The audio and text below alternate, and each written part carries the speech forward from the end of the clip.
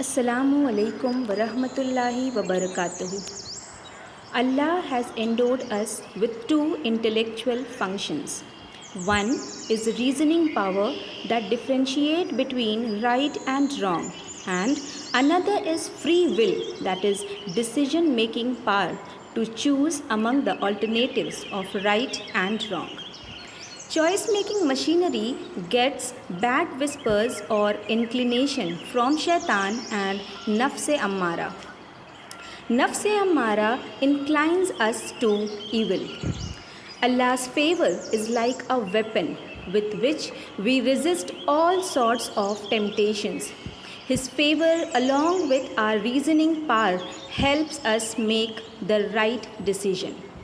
Thus, there are four things, that is, Allah's favor, our reasoning ability, state of our nafs, and whispers of shaitan that affect our decision making ability.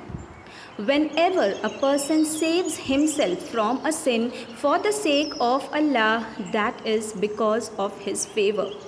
Whenever one intends or determines or does good deeds with sincerity for the sake of Allah, His favor is present.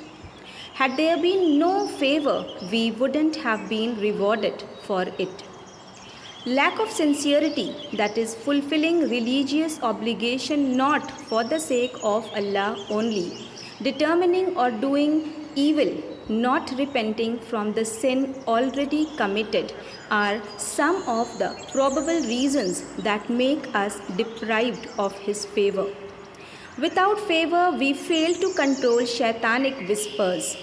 Without favor, our nafs goes to a state of ammara that further approves, reinforces, or even generates the evil whispers.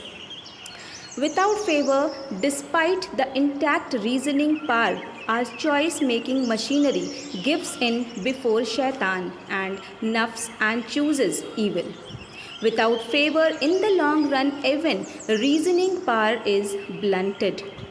Allah Almighty says in the Holy Quran in Surah Baqarah, "In their hearts is disease, so Allah has increased their disease, and for them is a painful punishment, because they habitually used to lie."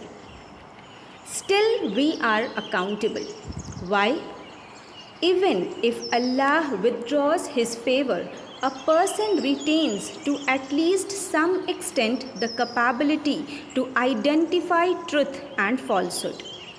Decision-making part of our intellect too remains intact and makes intentions or determination. We are accountable because we, by choice, allowed nafs and shaitan to overcome us. In brief, we commit sins when we lose our weapon and protective shield, that is Allah's favor, and are then overpowered by shaitan and nafs. If we don't repent, we should know that not only have we lost His favor, but also have incurred His anger. If we remain deprived of His favor for long, we are easy targets of shaitan and nafs, which can destroy us completely here and hereafter. We should seek His permanent favor and not lose it even for a moment. For that, we must be sincere, that is, doing everything for the sake of Allah. We must not be determined to do any sinful acts. We must not plan to omit our obligations. If we incur any sin by committing sinful acts or omitting obligatory acts, we must sincerely repent.